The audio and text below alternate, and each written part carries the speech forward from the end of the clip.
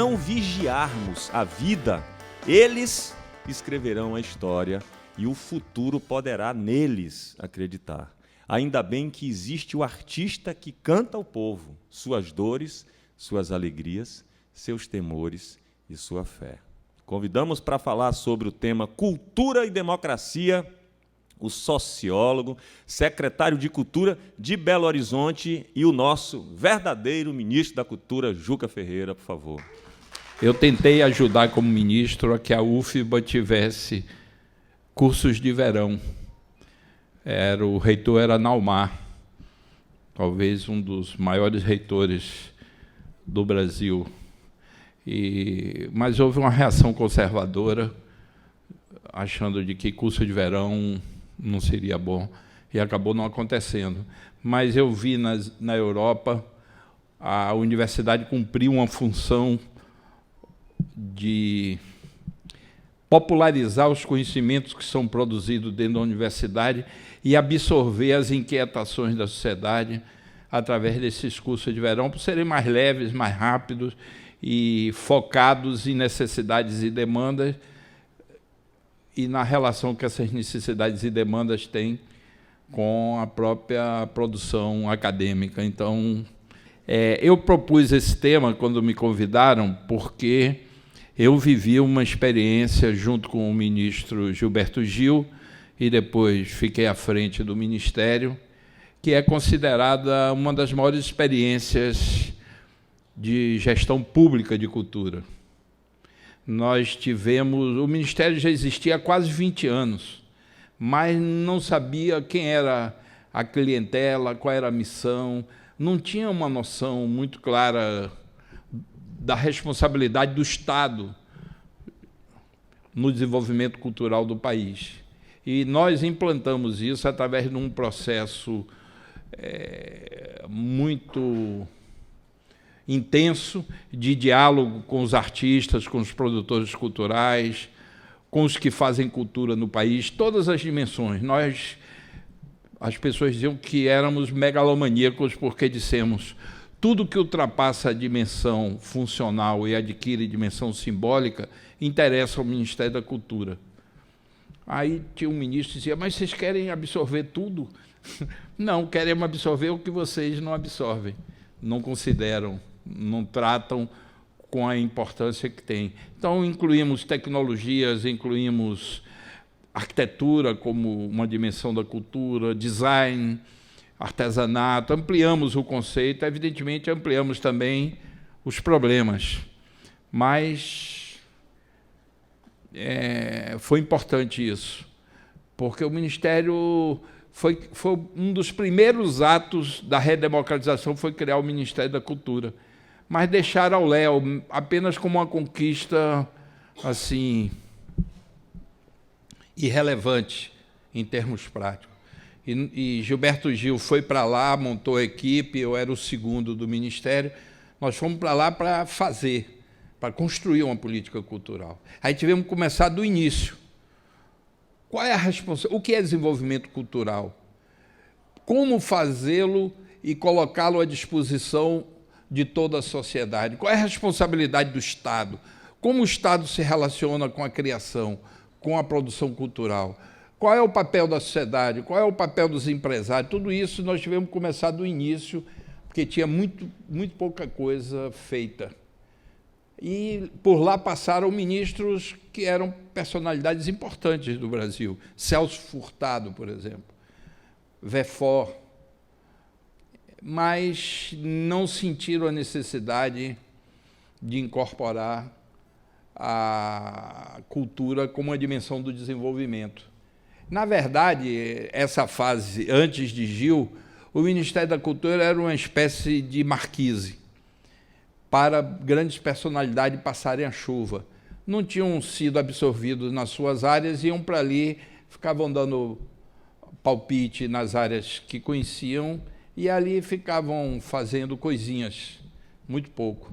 E nós não, nós fomos para definir o papel do Estado e fazer, iniciar um processo de construção de uma relação de um Estado democrático com a sociedade no plano da cultura. é uma tarefa gigantesca.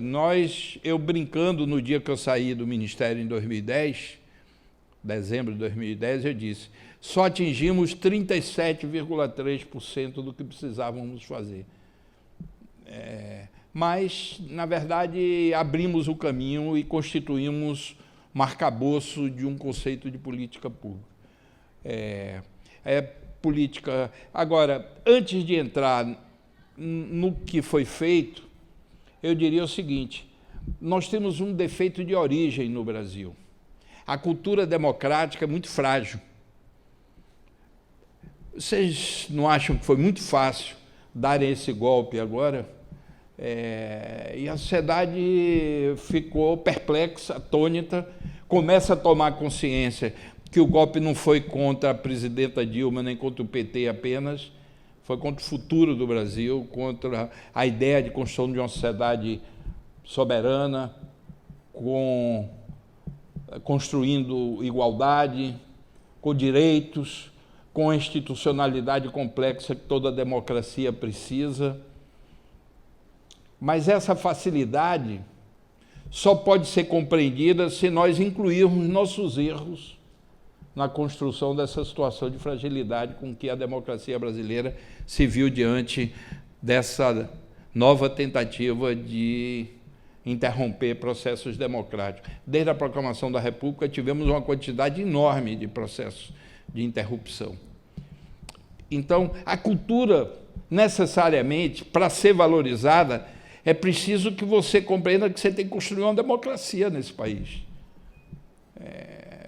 E não a democracia não é uma soma de direitos, é um universo mais complexo. O Estado tem que ser democrático. Esse Estado que está aí, ele é caduco, ele é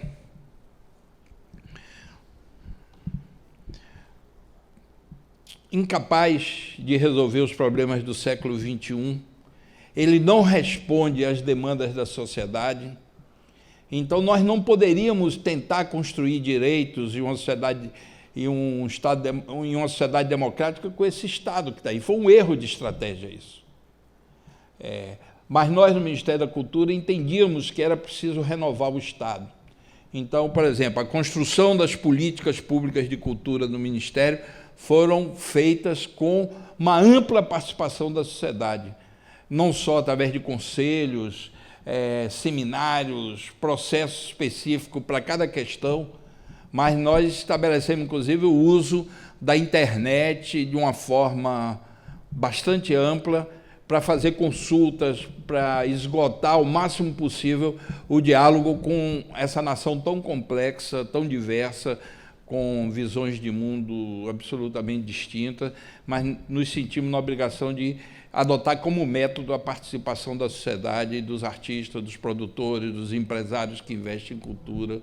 Assim foi feita a modernização do direito autoral, a Lei Rouanet, a construção do Plano Nacional de Cultura, todas as propostas de modificação da regulação da cultura, fora os nossos programas e projetos, todos teve uma ampla participação. A segunda conferência, que consolidou boa parte e aprovou o Plano Nacional de Cultura, nós tivemos mais de 200 mil pessoas participando presencialmente nos processos de consulta que o Ministério deflagrou.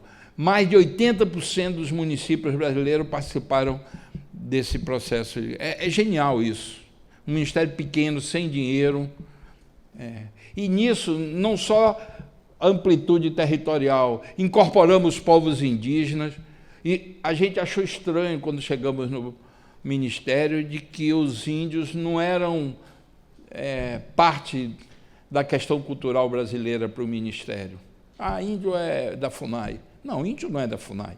Índio é do Brasil. Índio é uma parte importante da população brasileira, mesmo que numericamente pequena, porque foram dizimados no processo de colonização, mas são uma parte importante da cultura brasileira, da identidade brasileira, e tem direitos específicos. Então, incorporamos os índios, incorporamos os quilombolas, incorporamos os sindicatos, abrimos a possibilidade A missão era chegar até incorporar no processo de construção de políticas culturais as associações de bairro, ou seja, abrir mesmo a construção das políticas culturais para todo o Brasil. E conseguimos isso, num nível bastante razoável. E fomos constituindo uma institucionalidade no Ministério que ia além do resto do governo. Eu digo isso com tranquilidade porque, volta e meia, eu recebia uma ligação: Juca, não dá para conduzir esse negócio aí com menos barulho? Eu disse: não, cultura tem que ter barulho, tem que ter debate, tem que ter oposição. Cada pessoa é um mundo cheio de ideias e expectativas, e nós conseguimos criar um arcabouço de política cultural. Pedimos pela primeira vez ao IBGE dados sobre a cultura no Brasil, sobre o consumo cultural, sobre a presença da cultura nos municípios. O que veio não foi surpreendente, mas foi impactante. Por exemplo, pouco mais de 5% dos brasileiros entrou alguma vez no museu. Só 13% dos brasileiros vão ao cinema com alguma regularidade. 1,7 livro per capita ano é lido no Brasil. É um índice bem mais baixo do que muitos dos países pobres da América Latina. E se você comparar com Cuba, Argentina, Uruguai, os países que têm índices, Chile, é humilhante. Não dá para pensar uma nação bem-sucedida no século XXI com esse nível de apartheid cultural. Mais de 80% dos municípios brasileiros não tem cinema, não tinha cinema, teatro, biblioteca. Biblioteca nós zeramos. Aí já, aos poucos, foram sendo abandonadas. Eu soube que já tem mais de 500 municípios sem biblioteca no Brasil. Mas nós zeramos. Cinema, teatro, nós estávamos lutando, porque tem um problema: a escassez de recursos.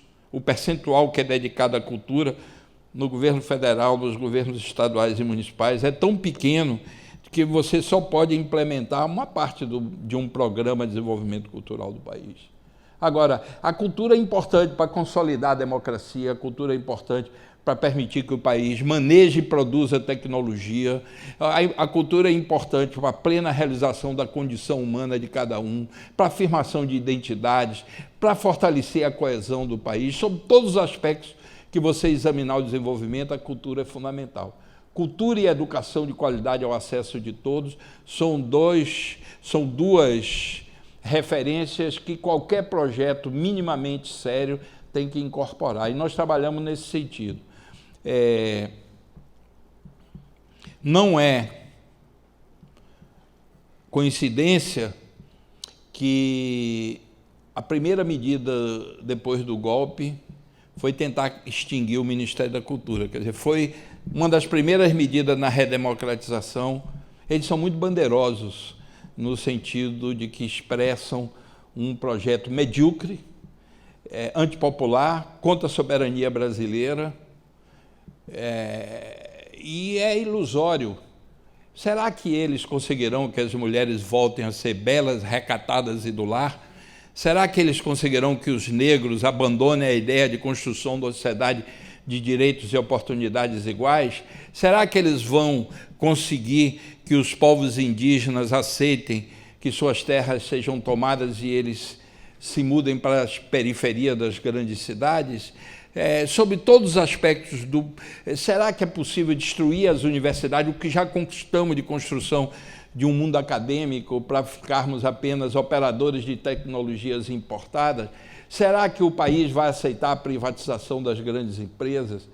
Tudo isso é parte de um projeto de amesquinhamento, de fazer a roda da história voltar para trás. É nesse sentido de que não há possibilidade que nenhum democrata no Brasil, nenhuma pessoa que tem minimamente a noção de igualdade, a noção de um país soberano, não incorpore a cultura como uma dimensão estratégica da construção. Mas, na verdade, a gente consegue isso no Brasil. Foi a maior dificuldade. Se não fosse o apoio do presidente Lula, nós não teríamos chegado onde chegamos. Em todos os aspectos. Primeiro, orçamento. A média histórica dos tucanos era 287 milhões o orçamento do Ministério.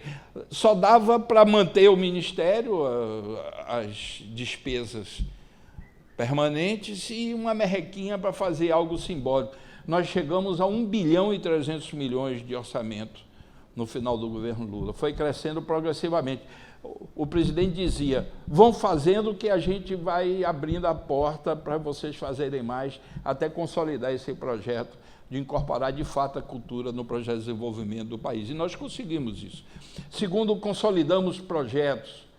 Não é surpreendente para mim a reação que houve quando os golpistas anunciaram que iam extinguir o Ministério da Cultura. Nunca houve isso. O Ministério da Cultura sempre foi algo irrelevante e, de repente, se tornou o centro. E olha que naquele momento já anunciavam atacar a Previdência, as leis trabalhistas, mas a maior reação foi numa área, por quê?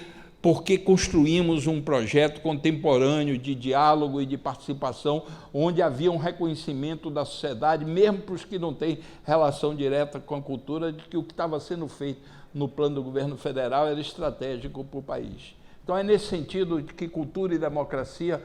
Então, a retomada agora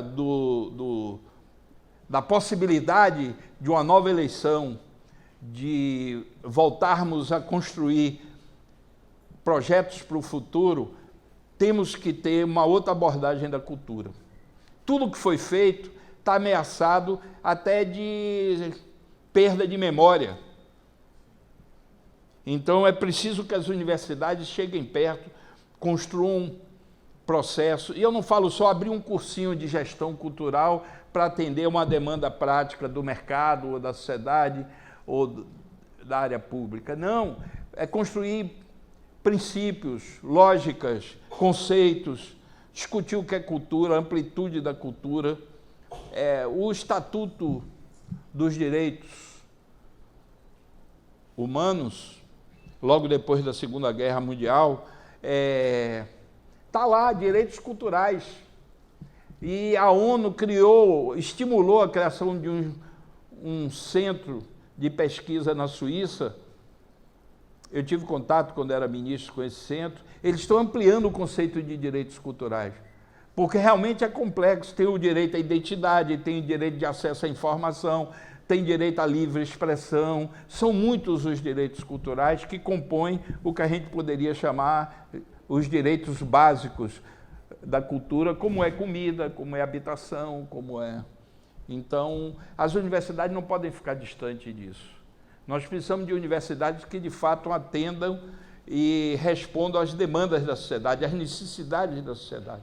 E a construção de um conceito amplo de responsabilidade do Estado junto à cultura é fundamental para a gente retomar a democracia, porque tudo era muito sofrido, muito lento, por falta de dinheiro, por falta de compreensão da sociedade. Então, muitas pessoas perguntam, mas vocês não demoraram muito discutindo a Lei Rouanet? Mas até hoje, muita gente acha que a Lei Rouanet é satisfatória quando 80% do dinheiro é gasto na cidade do Rio e na cidade de São Paulo. E é dinheiro público. Então, nesse sentido, é preciso uma reflexão ampla. E o ambiente acadêmico é apropriado para isso. E a cultura vem se modificando numa velocidade enorme, as novas tecnologias digitais. E vou só contar uma história para fechar essa intervenção. Um dia eu recebi a visita de um Chavante. São tradicionais inimigos dos bororos. E eles disseram, os bororos querem vir aqui conversar com o Gilberto Gil. Eu queria marcar uma audiência. Eu disse, certo, tranquilo, mas qual é o tema da audiência? Duas coisas. Eles querem que a aldeia volte a ser redonda, porque os salesianos, quando chegaram no início do século passado, a primeira coisa que fizeram foi transformar a aldeia em quadrada. E, segundo, querem conversar com os antepassados e são proibidos. Então, eles fazem escondido, de uma forma muito precária. Eles acham que é direito deles conversarem com os antepassados, como toda nação indígena faz, como todo povo pré-capitalista compreende a importância do legado dos antepassados e estão recorrendo permanentemente até para fazer as invenções. Eu disse, então não vai ter audiência com o Gil, nós vamos lá para criar uma repercussão maior. Aí disseram, olha, não convide o governador, porque é nosso inimigo. Ele quer tomar nossas terras para plantar soja. E o governador ficou ligando todo dia quando soube que a gente ia, querendo ir juntos. Ele disse, você tem que ir, Gilberto Gil, e você e outras pessoas do Ministério. E a gente programou assim, fomos de carro, uma viagem hiper demorada. Chegando lá, parecia uma cena de Glauber Rocha. Índio correndo para tudo quanto é lado, índio menino, índio jovem, índio terceira idade. E quando passavam perto de Gilberto, uma poeira enorme no quadrado lá dos salesianos. E quando passavam perto de Gil, ministro, a aldeia tem que ser redonda, a aldeia quadrada a gente não tem identidade. E aí, quando o cacique foi falar, disse, precisava que fosse um preto para vir aqui nos escutar. Aí disse, ministro, você sabia que quando os escravos fugidos chegavam por aqui, eram os mororos que tinham simpatia por ele, porque outros índios brigavam com medo de invasão e tal. E a gente era que protegia, indicava os lugares deles construírem seus aldeamentos. Então, acho que isso é um pouco uma deferência, um retorno de uma gentileza que fizemos no passado. Mas aí o que eu quero dizer é isso que ele disse. Ele disse o seguinte, a gente não quer ser como vocês. Se a gente tentar ser como vocês, a gente nem é índio, nem é não índio, a gente não é nada. A gente quer ser índio. Agora, a gente não gosta quando vem antropólogo aqui que sabe tudo, às vezes sabe mais do que a gente pensava que eles sabiam, mas quer dizer como é que a gente deve responder aos desafios. A gente quer ser livre para fazer as opções, porque a gente gosta de muita coisa de vocês, a gente gosta de novela, gosta de parabólica, gosta de celular, e aí ele disse, o que a gente gosta em vocês é isso, vocês não estão dizendo como a gente deve ser índio, vocês querem ajudar a gente a responder. Aí disse o seguinte, ministro, você já pensou o que é ser índio nesse mundo que é assustador para vocês? Imagine para a gente, não dá mais para ser como nossos antepassados antes dos portugueses chegarem aqui. O desafio é outro. Então a gente quer viver esse desafio de reposicionar nosso povo dentro desse mundo complexo, já conectado e tendo vivências que são produzidas de fora para dentro. Isso é um pequeno detalhe da complexidade cultural brasileira e que é preciso ser encarada na sua complexidade. Então, é nesse sentido que eu acho que tem que haver um esforço do Estado, das universidades, dos movimentos sociais, dos partidos políticos, de inserirem definitivamente o desenvolvimento cultural e educação de qualidade ao acesso de todos, para que a gente possa pular esse período aí tumultuado que a gente está vivendo e, de fato, construir uma grande nação, uma nação baseada em direitos, em relações respeitosas, afetivas. E o Brasil tem tudo para dar certo, mas tem alguns desafios que a gente precisa enfrentar.